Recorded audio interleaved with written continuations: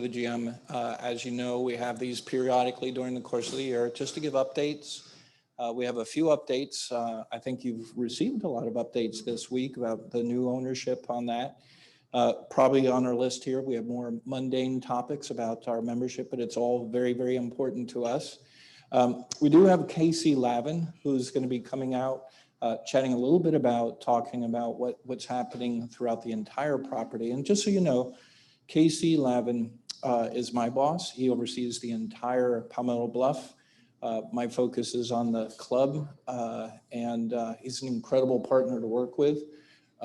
He's grabbing his notes and he's coming over. But Casey, good morning. I know, where is this coming from? What do you need, Gray? Good morning, everybody. Well, first of all, just you mentioned the ownership transition. Things happen so quickly, even though we've been working through this for 5 or 6 months. We just didn't have a chance. We wanted them to come here after all the invites, and they just scheduling wise couldn't, but that'll happen in the future.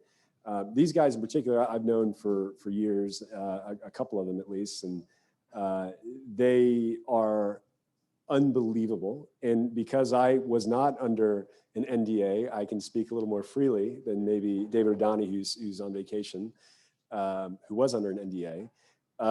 Given all the possibilities, this is the greatest of all solutions for Palmetto Bluff, for the associates of Palmetto Bluff, for the investment down to Anson, the speed in which we are able to do things like the second golf course. And so more to come on this from them, but rest assured, this is a phenomenal week. And we are we've just been giddy and thinking about what's going to happen moving forward.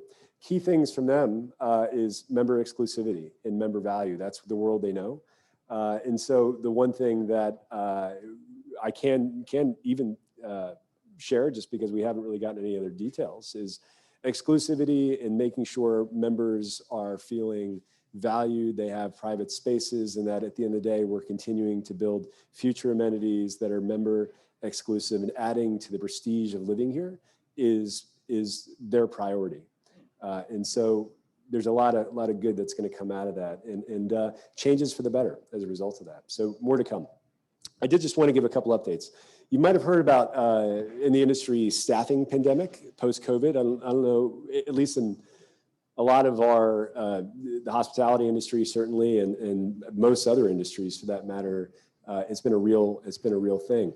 We have been somewhat insulated from that. I have some theories as to why.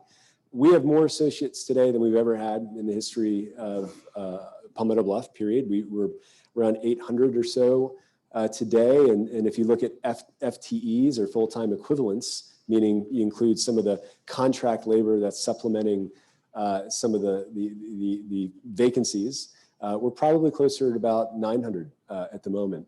We anticipate being at 900 local associates by the fall, maybe 1,000 by the end of the year. And the reason why I think we're continuing to see this influx is a couple things. One, we did decide this year not to engage our visa workers. In the past, just like our friends at Kiowa or Sea Island or anywhere in the seasonal hospitality world, in order to survive from a staffing perspective, you've had to engage these visas. And they're phenomenal people. I think a lot of you know them, and they're friends of ours, and we talk to them often. And in fact, a couple we're trying to figure out how to get here more full time. Some of our staff are originally visa workers that have married into relationships or gotten visas otherwise to be able to stay. And we've helped a few, and we're going to try to continue to do that. But the reason that we went away from it is that our goal was, hey, we should be the best place to work, period. And if we're paying people well, better than everybody else, and if we're taking care of people culturally, why would you drive from Bluffton to Savannah, or why would you go from Bluffton to Hilton Head? And that's been our theory, because most of the workforce for Hilton Head, most of the workforce for Savannah, well, not most of Savannah, but a lot, are coming from this area, from Beaufort County. So people were driving past our gate. We've known this for years. And it might be because, a reputation for maybe previously not being a great employer, or maybe it's benefits and perks, or maybe it's a straight out pay. And so our focus has been on this kind of a slow drip over the last few years of we will pay better than everybody else, first and foremost, because we're going to ask more than everybody else. And then second, we're going to do a better job creating a culture of inclusivity where they feel loved, appreciated, heard, and a part of this in the same way that I'm a part of it, in the same way Gray's a part of it. And that is a, ever changing thing, and we'll continue to improve and get better. And there's days that we're better at that, and there are days that we're not. But I think that's been part of it. We have 250 people who have applied in the queue in the last 10 days or something. We have 137 vacancies for all of Palmetto Bluff. We are seeing more candidates apply. Doesn't mean they're all qualified. We've seen more candidates apply than we can turn them into full-time positions. It's a great thing to be. And I think the other thing that has made a difference is the word has gotten out about you and how you treat the family. And I know with South Street, we were having a meeting yesterday, and they were commenting on how many people came up and said, the reason we are here is because of so-and-so, who works in such and such bar, or so-and-so over at the golf course, or Mike Sutcliffe in tennis, or whatever. And so that word has gotten out. The things like the Palmetto Bluff Associate Relief Fund, which distributed $300,000 last year to people who, the stories, I don't know how many of you have heard these stories. I think we put them out a couple different times, but it gives me chills, and you just kind of tear up when you think about what that really did to the people that work here. And so anyway, they start telling their friends and family, and next thing you know, we have 230 people applying, and it's a good thing. So we're doing really well. It doesn't mean it's perfect. We're continuing to make sure we bring people in. The name of the game is retention. So if we hire really well, how do we make sure that turnover, we're keeping as many great people as possible? Just a couple points on that. We were at 41% turnover in 2017. In the years prior to that, ranged from 30 to 40. Industry average for private club and private luxury resort is probably around the high 20s, 25, 26%. So we were super high. 2019, we kind of leveled out to about the average, 24, 25% or so. 2020, I think we had 3% turnover. And now it's a little bit of a caveat because while there are people furloughed and everything else, voluntary leaves, so people who voluntarily leave, it was like 3 or 4%. And we earned together a whole lot of loyalty last year because of the way that, we handled things, you handled things, and it was a really great year. Year to date so far, I think we're at 13%. We are, and that's a really important number because it tells us if we're doing a good job or not. And, there's some departments that are better than others, quite frankly. And so those are where we zero in on the data and figure out, okay, what's going on? Is it the way that the leaders are speaking to people? Is it the way that, we're paying people? Is it the working conditions, or they don't have enough resources? And so it's a constant ebb and flow, but we're really in great shape. From a leadership perspective, we have 150 leaders who work with us, Palmetto Bluff. And this, when I say this is resort and club operations. So it doesn't include like the real estate development team or the conservancy or DRB. Of those, we have even a far lower turn. I think our turn right now is around 7.5%. So we know that there is some positive turnover that needs to happen, but we're moving in the right direction, and we're going to continue to sustain that. So more to come on that. From a resort perspective, just a couple of things, because we don't, it's in your backyard, and this thing continues to go on, and we're beginning to see group business return, which is way faster than the rest of the industry. Group business is, such and such Gulfstream or General Electric or whatever, coming in for off period, which is a really important model and important for the business model of the resort, because during slower periods, January, February, a little bit of March, and then going into some of the lighter, summer is not a big resort time for us, like the same thing with Kio and Sea Island.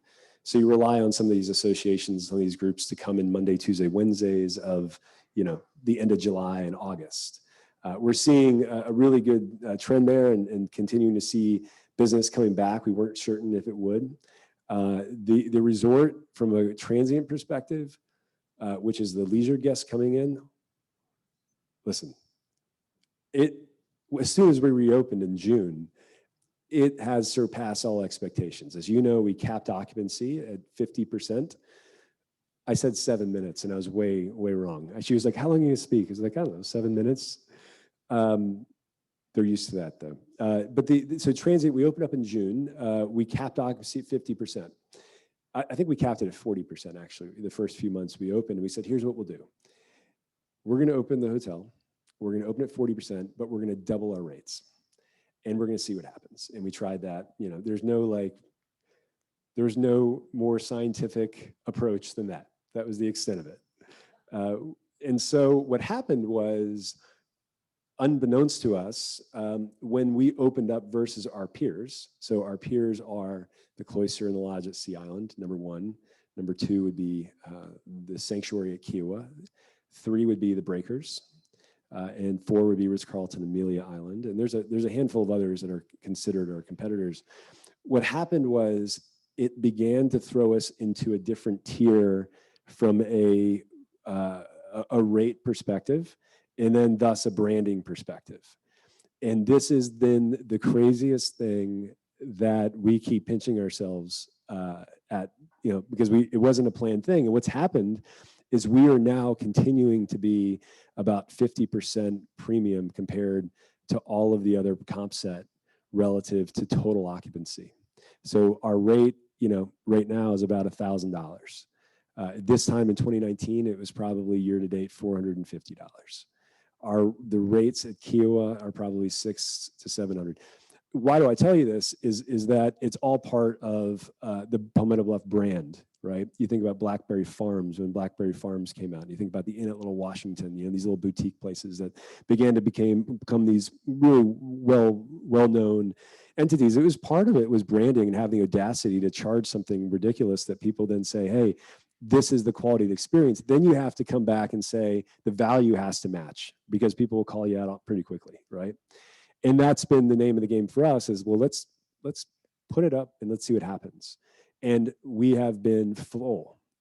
We are turning people away daily in every way and trying to keep up with it. And we're also looking at the balance. We are still capping occupancy at around, I don't know, 85% or so, because it's just a matter, and there's sometimes we cap it even further, like during peak periods. July 4th is a great example. We're gonna have, you know, between your families coming in and the home rentals or VRBOs and everything else, you just gotta make sure we balance it out. So we're trying to be careful to make sure that the value proposition's there. So hotel business is bonkers for lack. I don't know if it'll stick. You know, you better believe as we go into like budgeting cycle, we're gonna say that's not gonna stick, but our hope is that it will. And so we're super excited about it. When do you anticipate that Palmetto Bluff will be open to the public? So Palmetto Bluff is open to the public. The public coming in today to have lunch at Buffalo's. They can do that today. They can. Yeah, that happened a week ago, 2 weeks ago.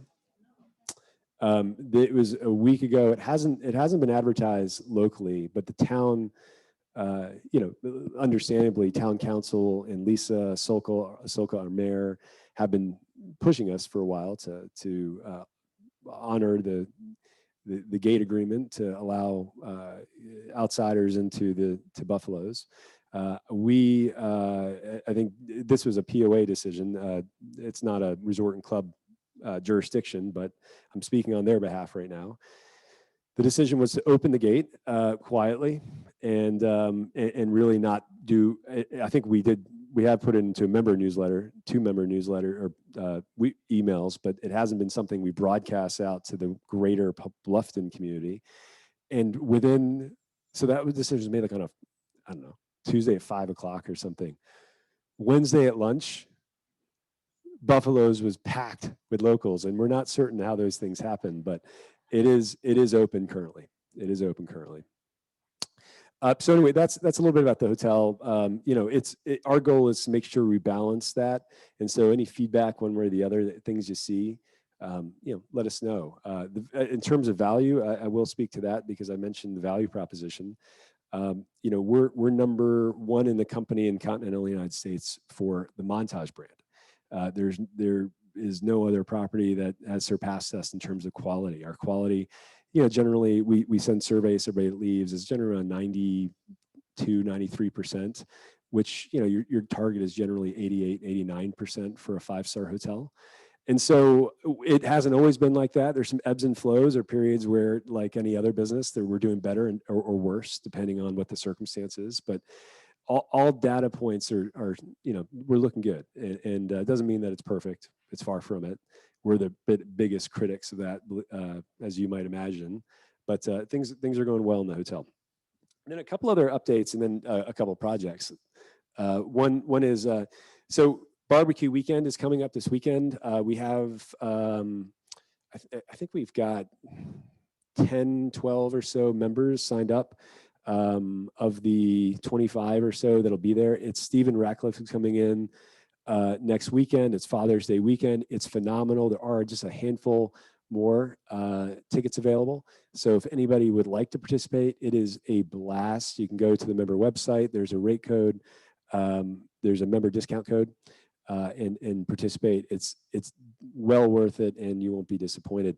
July 4th programming. I don't know if you were going to touch on that, but there's just pay attention to the to the newsletters. There's a lot of great programming. It's full boat, and we're going to try to make up for not being able to celebrate our country and this wonderful place last year the way that we'd like to. And so there's a lot of thought that's been put into programming and making July 4th efforts phenomenal, including the parade and making that bigger and all the events and everything else. So just pay attention and book quickly for events and things that you'd like to participate with because it's really going to be spectacular. Wellness weekend, we have Deepak Chopra coming in July 17th through the 20th, along with a slew of other wonderful speakers, nutritionalists, fitness gurus for a mind, body, soul weekend. We're going to be doing these types of things a lot more frequently. Again, I think we have a good amount of members. Some of you already signed up for that. But if you want to participate, please go on the member website and check it out, or call Leslie or talk to any one of us. But it's going to be a pretty fun weekend and a lot of neat things. And the last thing from an events perspective, May River Music Festival. I think we're capped with member tickets at the moment. Yeah, so May River Music Festival is Labor Day weekend. We did this 2019. There was a really interesting, Steve remembers, but there was a really interesting concert out here where this is one of those moments where, like, you just want to disappear into the bushes. This was one of those moments where the artist had been drinking vodka in his hotel room all day, unbeknownst to us, gets up on stage and and gets up on stage as we're all sitting there for this magical night and cannot play anything, can't even speak. And so we had to usher him. He was an Irish fella. We had to get him off stage with some security help. And luckily, one of our other musicians got up and saved the day. But so this is going to be an opportunity to make this right. We have the Gin Blossoms playing Friday night, Labor Day weekend, and then Mitchell Tenpenny playing on Saturday. We're going to be releasing more member tickets. Alex and I were speaking about that yesterday here in the next couple weeks. So pay attention, and we'll make sure that as many of you would like to come can come. River House is coming along beautifully. It's like everything else with COVID, procurement and timing and all that stuff has been affected, but we will be announcing an official opening date hopefully here in the next few weeks as we nail down some of the delay that we're concerned about is not necessarily construction. We're good there. It's on all of the FF&E or the furniture, and that's all custom. So the place is gonna be beautiful, but it'll be open this year. It'll be a little later than August, certainly, but hopefully not too much further. So by next month, we'll certainly have more details and timing to be able to share. Shooting club continues to roll on. If you haven't been over there, that's beginning to go vertical. And we've also got the new shooting club courses, and we're working on a couple other amenities down there like axe throwing and some other fun things. So if you haven't gone to check out the shooting club, do that. It's pretty phenomenal. The clubhouse is going vertical a week ago. So the land has been cleared, and that's going to be done in November. So that's moving right along, and we're on target there.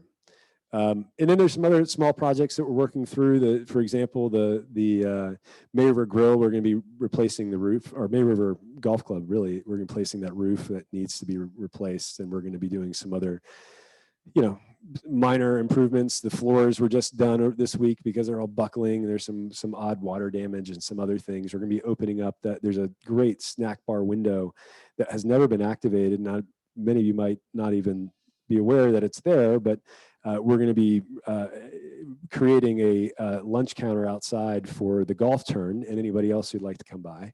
And so we'll be opening that here in the next couple months as well. And so there's some other things that we're going to continue to do over there. But without further ado, that's my updates. I'll hand it over to Leslie, who's got a number of other important updates to provide.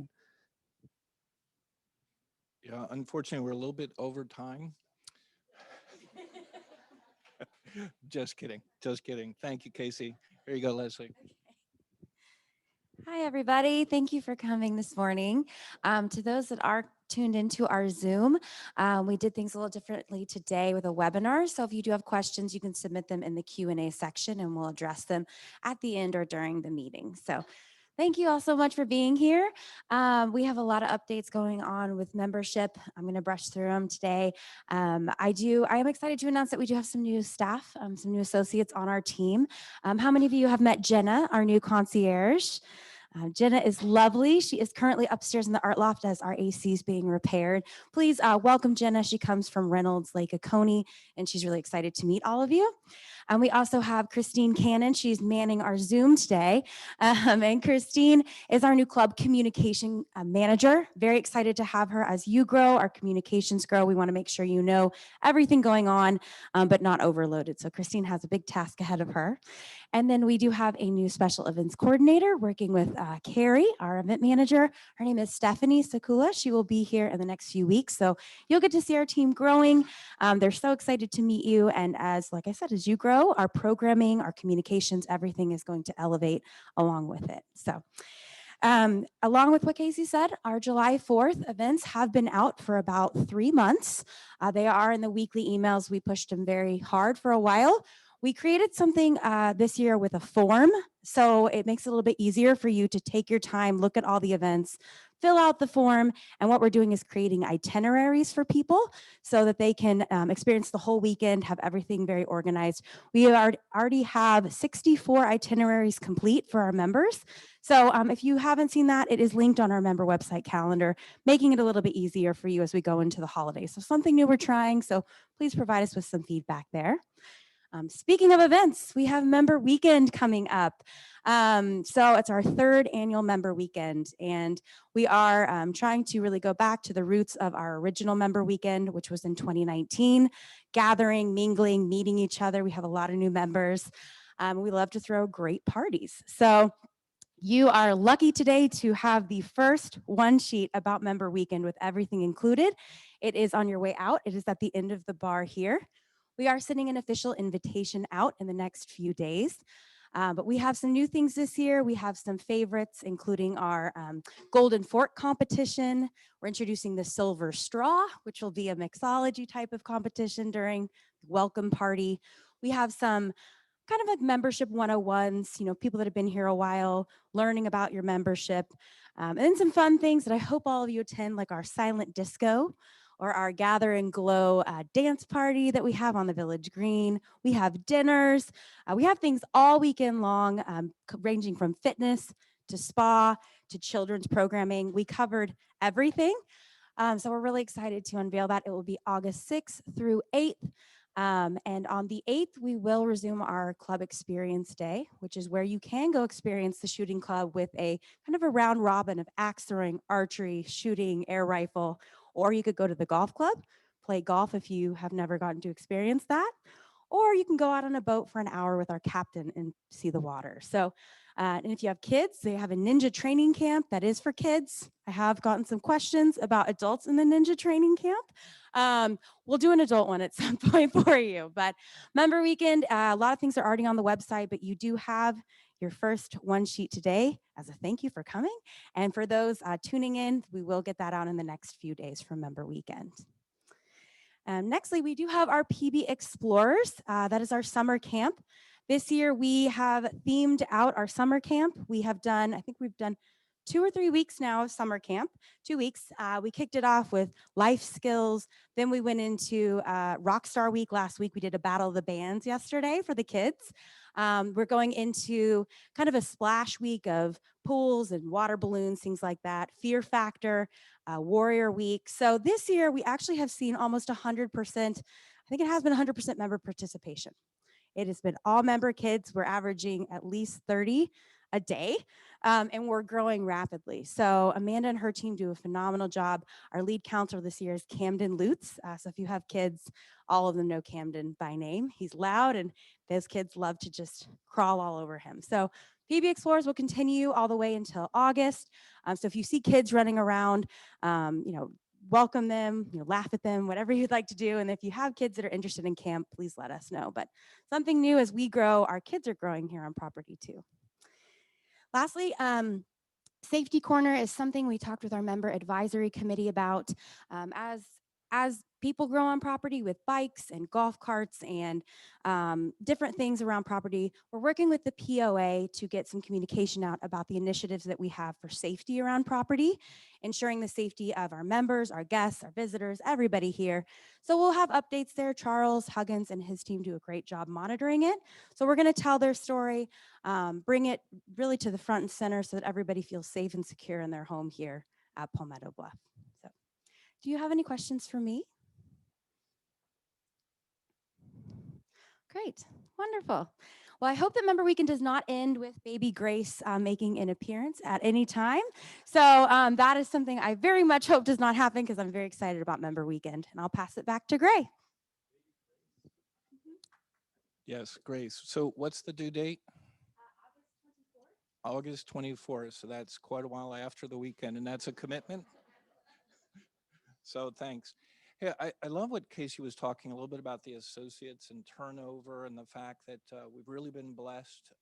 That's really the secret sauce here is the team that we have here that are providing the service out there, preparing your meals, taking care of the pools in the different areas. It really is the single most important asset that we have here. So it's something that we really culture. And one of the things as we talk to them, we do surveys. One of their favorite things about working here is the members, the connections that they make with you. And I just want to say thank you for that. That's really, really important. We've got a great membership. We've got a supportive membership, and they really care. And Casey was talking a little bit about Bluffton Self-Help.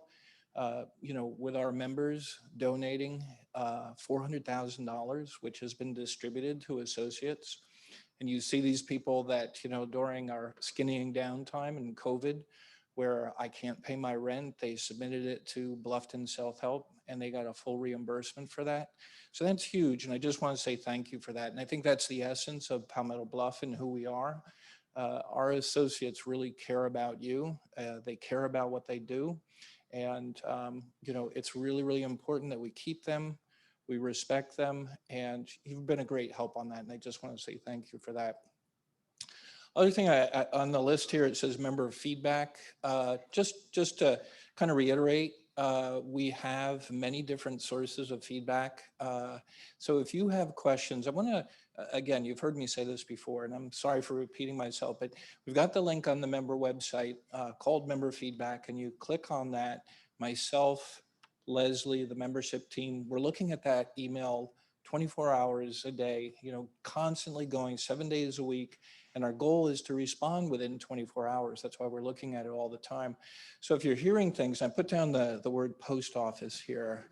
that was a little bit of a conversation going out there. And I was very heartened. I probably received a little over a dozen emails, hey, what's happening here? And I was able to respond to that question. But if you're hearing anything out there, please feel comfortable coming to the source. We promise we will give you the facts. Now, we talked about the non-disclosure agreement of our new owners coming in here. There's certain things we can't share, but generally, as far as ideas and concepts on that, please know that we're here for you.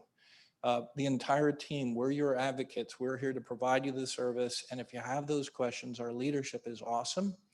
And we'll be there to answer your questions. And for those of you, and I'm looking around the room, there's several of you that do reach out directly and ask questions on that. And that's huge. And I want to say thank you for that. The more we can spread that out, so there's a lack of rumors. And rumors are typically a product of a vacuum of information. The post office was kind of created out of nothing really. So on that, and know that we're here to answer any of those questions. We're here for you. I did want to mention a couple things as far as we talked about the children's program and the paint box, which is going through the roof, the growth of that. We had our club, our golf committee meeting yesterday, and there was like 30 of these kids running upstairs to paint box, and it was wonderful. I mean, we're like quadruple what we saw last year as far as the participation. That's only going to grow. We're seeing more and more young families coming here, and I think that's awesome. And what we have here is a very diverse demographic, and that I think is a very healthy situation as far as our member mix here. And that's just going to continue to grow. So we'll have more programming on that. And one of the things I put down on the list, just to remind everybody, is we have the junior golf membership. So what this is for any children, not children of golf members necessarily, any children under between 6 and 17, they have this summer membership. We started that year and a half ago, and it was very, very successful. So if you have anybody that's interested in getting out in the golf course, we do have this junior membership available. Leslie talked a little bit about during member weekend where we open up the shooting club, and you really have to get out there and see it. And in addition to the axe throwing, we've got skeet, we've got trap, which has been added. We have fit task, which is kind of a European style. We've expanded the archery course. Clubhouse, we're anticipating to finish towards the end of the year. And there's a location there that ultimately will be having a pavilion there. So as far as having functions out there, it's really, really cool. And this, during the member weekend, you'll have an opportunity to go out there and see it. We also just recently had our boat club boat show. Memberships on that have been tremendous. And because of that, we've added the new fleet of boats. I think we have 2 more to come in yet. But it's great to see that we've added these additional, actually 6 boats to the fleet, which will continue to grow that relative to the demand. The other thing is, so this is our coffee with a GM, which kind of, we do periodically. We'll give some updates on that. But I did want to reiterate that once a month we have this GM roundtable, and it's typically 4 to 6 people. We want to keep it really, really small. And again, I'm looking around the room, several of you have attended that, and it's great because sit down, have a cup of coffee, and answer your questions. So typically in this meeting, we're kind of presenting, giving you an update. Maybe there's a little bit of Q&A, but the fact that you can sit down for an hour over a cup of coffee and answer any questions you have, it has been by far the most productive meeting that I've had as far as feedback, suggestions, how we can be better. And that's the secret sauce. We want to hear you. We wanted to respond to that and make sure that we continually increase the lifestyle for all different. And it's interesting, you have different perspectives, and we need to kind of find that balance. But if you have a chance, do participate in that roundtable. Also, fitness, Livia and Jason were out here talking last Coffee with the GM about the different programming we have. And we now have premium classes. There's a price associated with it. Particularly, it might be associated with a special instructor. But we do have this Fridays, 8 a.m. from June 4th to the end of August is our Fit for Pickleball, which is great to see. And we're continuing. We have a series of 3 different jump schools over on, I think it's the second Friday over at Longfield Stables, and we're seeing more and more, and that's open to the public as well, coming in over there to Longfield Stables to participate. So it's great to see the lessons growing over there, the more participation on that. So if you know anybody, you have grandchildren that want to participate in that, please, we'd love to see you out there. So with that, we'll see if there's any questions out there, anything that we can answer. Anyone in the room? So we have on the computer, we could have electronically any questions if there are any. Christine shaking her head no. Any questions I can answer for you? Hold on just 1 second. And we'll hand you the microphone just so those who are calling in can hear you as well. I have a series of questions concerning fitness classes. Yes. And I usually like to have answers to things. I don't have an answer for you for this one. Too many people don't sign up for classes and don't show up. And so you did put a $10 fee associated with that. I'm not sure it works or not, because people still, a lot don't show up, which means that people that want to come don't get to. So I'm in agreement with the policy. However, a lot of times, because it's 24 hours, you can't even cancel the day before. You have to really cancel 2 days before. Stuff does come up all of a sudden. And there've been several times that I've wanted to cancel the night before, the day of, but I can't. Or so either I forfeit $10 and somebody doesn't come. Is there any way that we could change it so that you could cancel a little bit closer to the, the actual time of the class, as opposed to more, a full day? Yeah. I don't know if that would help or not, but yeah. It's a great question. It's a great question, and it's a balance. So what we have is that we have people that will make reservations for a series of classes with not really the full intention to attend them, but just kind of as a placeholder. Agree. And it negatively impacts those who are trying to get into the fitness class. So we've done this specifically that if you can't make it, give us a call. Now, one of the things, if there's extenuating circumstances for any of our cancellations, we'll waive it. There's things come up. The Right. intention of the cancellation fee is not to collect cancellations. It's just that if someone makes a reservation, make it a reservation that you intend to keep. One of the other things behind the scenes is we see who's not attending the classes. So if we see repeat offenders, we're reaching out to them directly. Okay. And some of them we've said, hey, why don't we take a hiatus in classes for a period of time, and kind of sending out that message. But we don't want to charge cancellations. We want people to attend the classes when they can. And so as far as changing the window, if we make it so close, what that means is it really is for naught because no one can get into it. But as far as the cancellation fee, if you are unable to attend, give us a call. There's not going to be any cancellation fee. Okay. And related to that, I was surprised to hear that I actually spoke to a person that lives in another community, but that comes to our fitness classes that are outside on a weekly basis. Because those outdoor fitness classes, you don't have to register for. And she just comes in as a guest of a member here and just joins her every week. Now that our gates are open, you could possibly have people coming to Buffalo's and saying, oh, I think I'll join that yoga class going on right outside. It's a potential. So And anyway, I think that's another question. I No, don't it's know a how great you address question. that. So someone could drop by and do that, and because it's outside, there's not kind of a control feature on that. We would address it if it becomes an issue. So if a member were to bring their guest in there, I think that's a wonderful thing. But if it gets to a size or a frequency that's compromising the experience for our members, that's when we would address it here. So, perhaps that person will come in and say, hey, I better move and become a member here. We'd rather have that happen.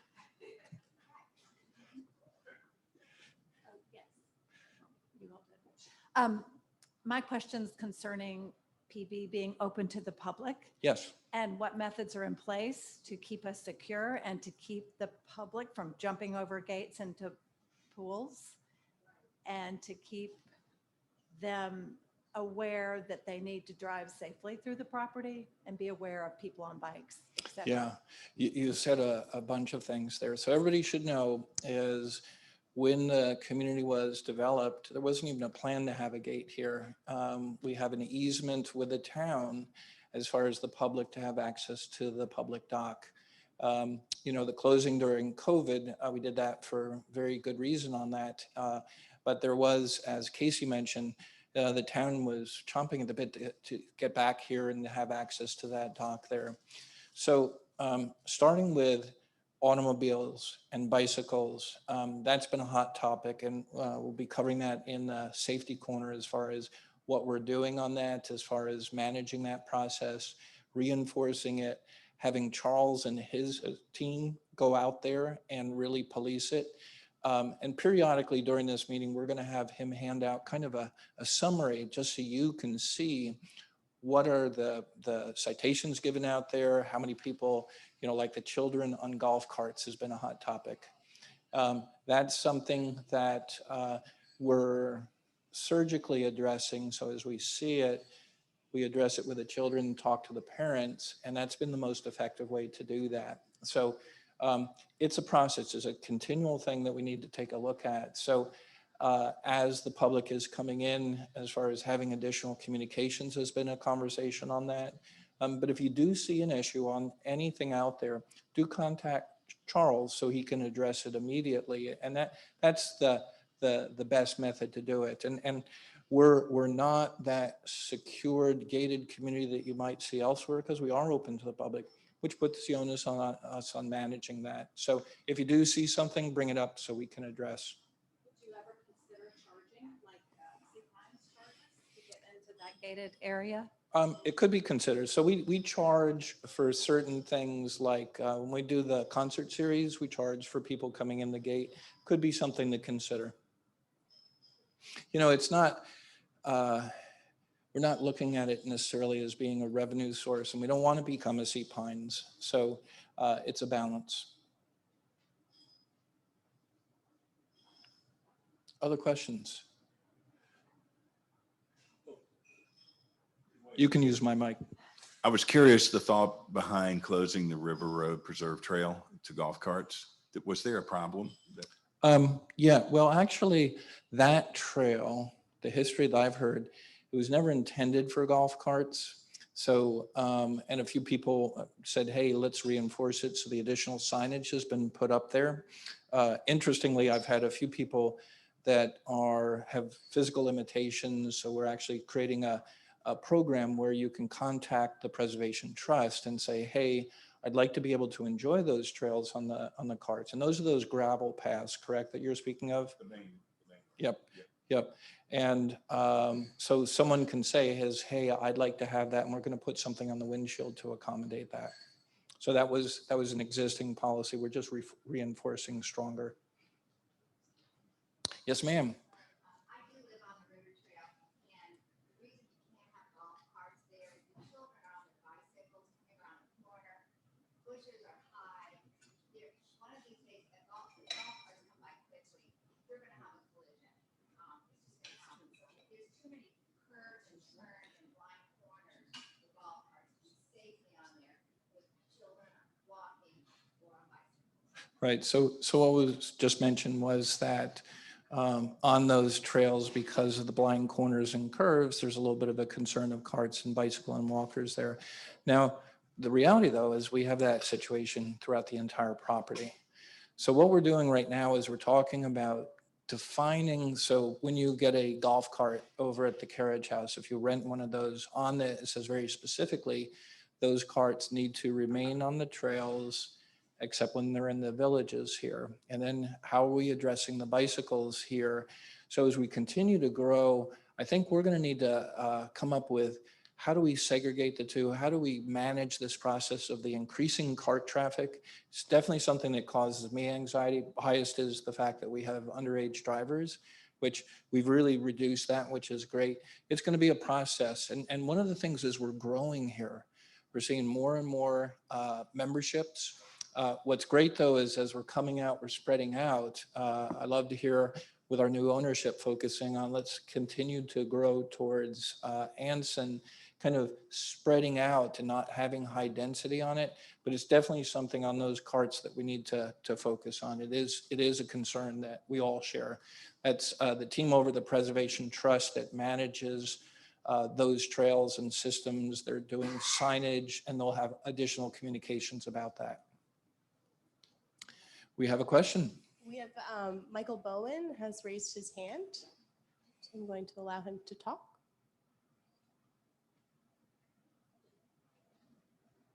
Oh. No. Oops, can you hear me? Yes. I can hear you. All right, thank you very much. Thanks for doing the Zoom webinar format. We use it at our company quite a bit, and it's very helpful, and the audio is a lot better. So quick question, maybe clarification. If Palmetto Bluff is technically open to the public, what is the essential purpose of the front gate? Is there a limit to the number of people that can come in, from the public to the front gate? And then secondarily, depending upon that answer, for areas such as Davies Road and some of the future development, what are the criteria for potentially putting in gates such as you have to South Wilson and River Road? Thanks. Yeah, so a couple things. The purpose of the gate. What is the purpose of the gate? Well, when you come to the gate, we identify who you are. We also put a sign on your car there so that it has a different color. So if someone says, I'm going to Buffalo's, and Charles has this wonderful process where his team is out and about, this person they know, he said, I'm going to Buffalo's, put it on there, and we see that with that colored sign on their dashboard, and they're over at some place that they shouldn't be, over at the Canoe Club parking lot, for instance. They will approach that car, they will find the individual and say, this is the wrong place for you to be. So the gate serves several purposes as far as welcoming guests coming in, vetting who is coming through the gate, giving them the appropriate signage as far as what their access is. As far as additional gates in different neighborhoods, there was a period of time, there was a lot of those being installed there. I can't speak to the future, particularly as we have new ownership and perhaps different perspectives on that. So I'd hesitate to say anything, but I do know that in the last few years, the Preservation Trust has not been inclined to be adding a lot of additional neighborhood gates on that, but definitely something that will be a topic of conversation as we go forward. Other questions?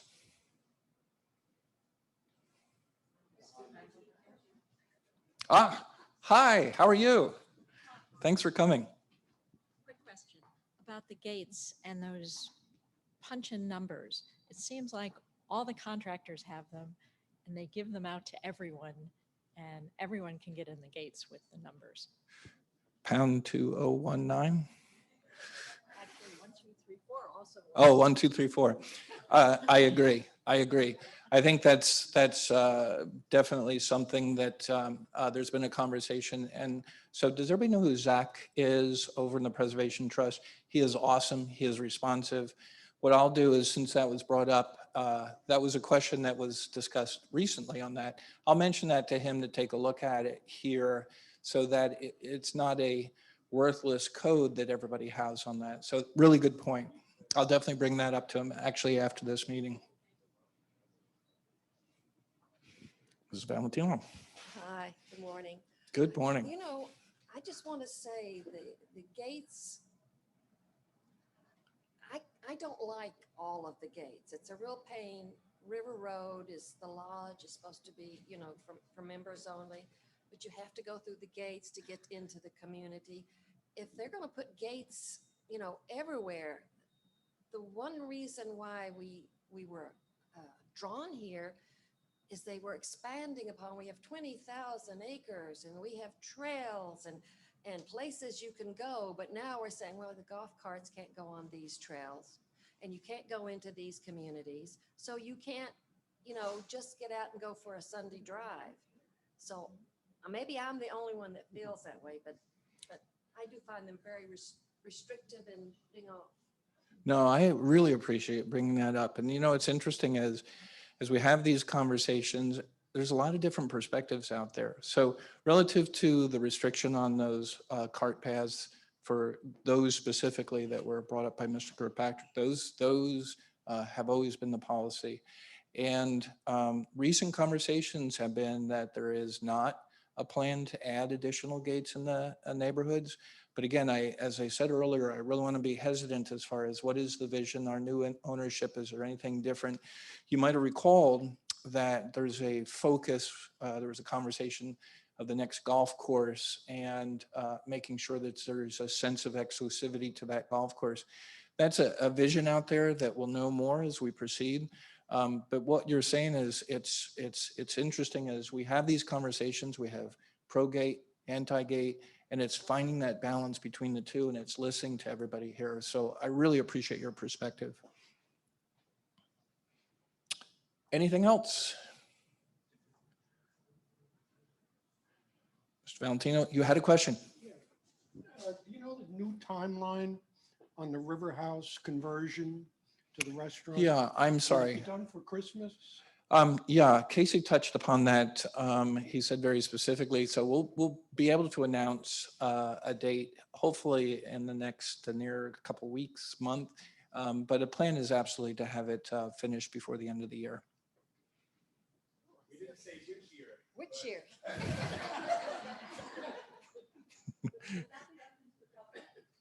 Yes, yes, yes, it will.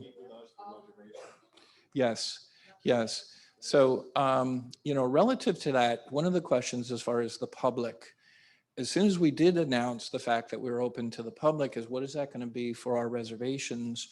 So Buffalo's, reservations to Buffalo's is not open to the public.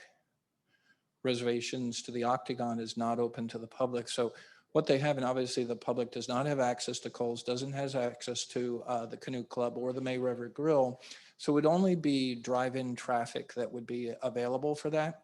As far as the River House, we haven't defined that specifically, but a very conscious decision was because we've got compaction in the restaurants and we want to protect our members first, our hotel guests, but to have public, perhaps even outside rental guests taking reservations from our members is definitely something I'm very concerned about. So we consciously have restricted those reservations to the public for that exact reason. So I will, in the planning session on the River House, we may do the very same. More to follow on that. I just have a question about the holiday experiences that have been open to the public. At Christmas, for example. The last time we were here with our grandchild was the 2018 at Christmas, where it was at Montage Hotel in the back court and Santa came up from the boat. But I heard from members that the next year, when we weren't here, that it was just a zoo. It was down on the village green. And I don't know, do you charge by car or is it always going to be open to the public? Yeah, great question on that is, and you said a zoo, that could be one of the words for it. I mean, we were just overwhelmed with people coming in here. And we definitely have taken a step back to say, how are we going to be doing it this year here? It's going to be very, very different, more to follow on that here. But we were definitely overextended. We have a lot of people coming in and the lines to Santa. I think Casey is standing up. Did you have anything to say on?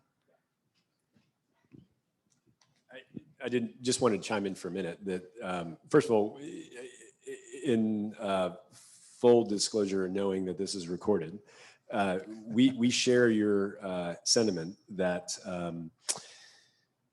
there are complications that aren't convenient with the gate being open to the public. And so I know that our new ownership, as they might have mentioned to some of you, share the need for this to be exclusive and this to be able to protect the interests of our residents here. And so I suspect that there's going to be I suspect that there's going to be a push to continue to limit public entry into Palmetto Bluff, but there is a lot of stuff that has to happen with the town to be able to get there, quite frankly. So that's why, if it feels like we're kind of that's why, you know, this is there's a lot of complexities to it. However, I can unequivocally say that during no holiday period moving forward will any of the gates be open for the public. July 4th included, including Christmas and New Year's.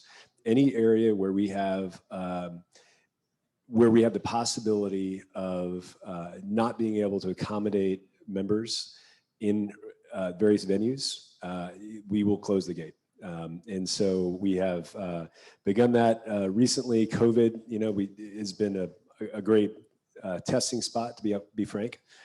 So that won't ever happen again.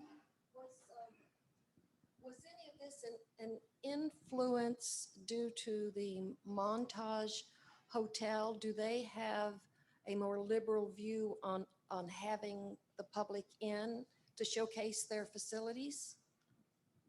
No. Yeah. I think to the point of, we were talking earlier about, resort brand, the resort benefits with exclusivity as well. So everybody's in this thing together. So there isn't any. The River House is an interesting one. River House was open to the public previously.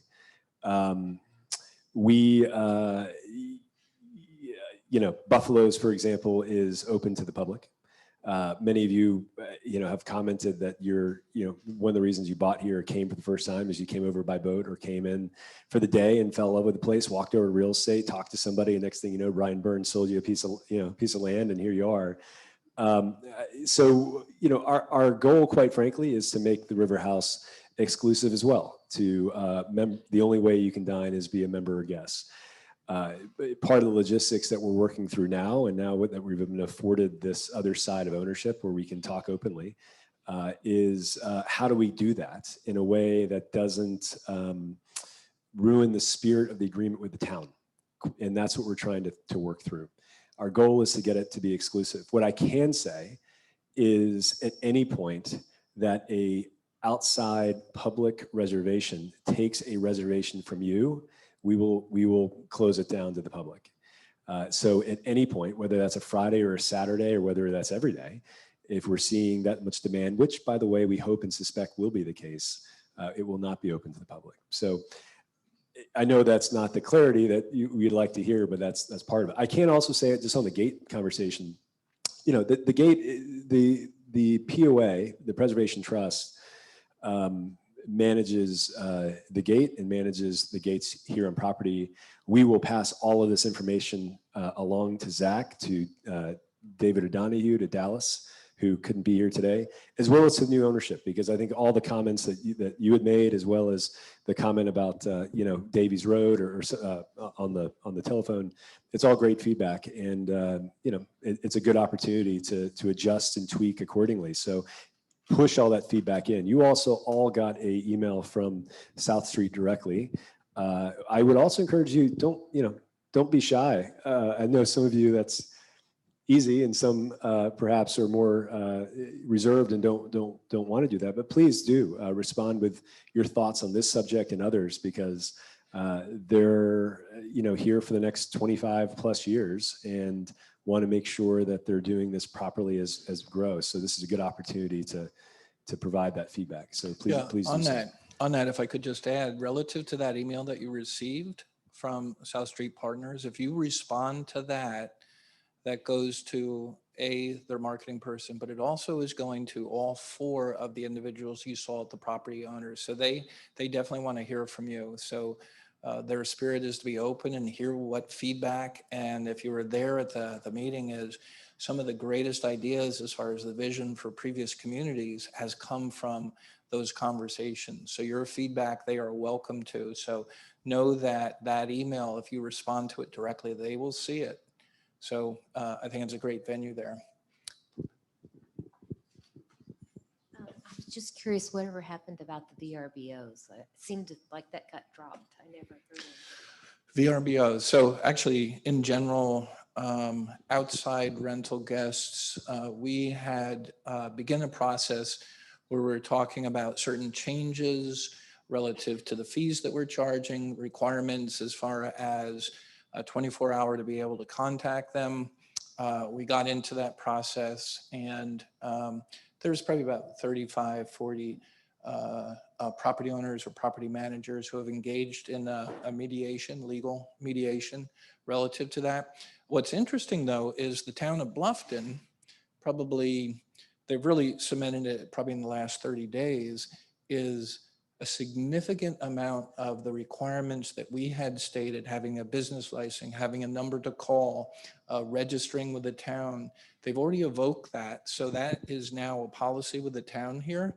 So the mediation is kind of dragged on. As we go forward here, it'll be something that will kind of reinvigorate our attention to it here in the near future. So more to follow on that, but no progress at this time. Other questions? All right, well,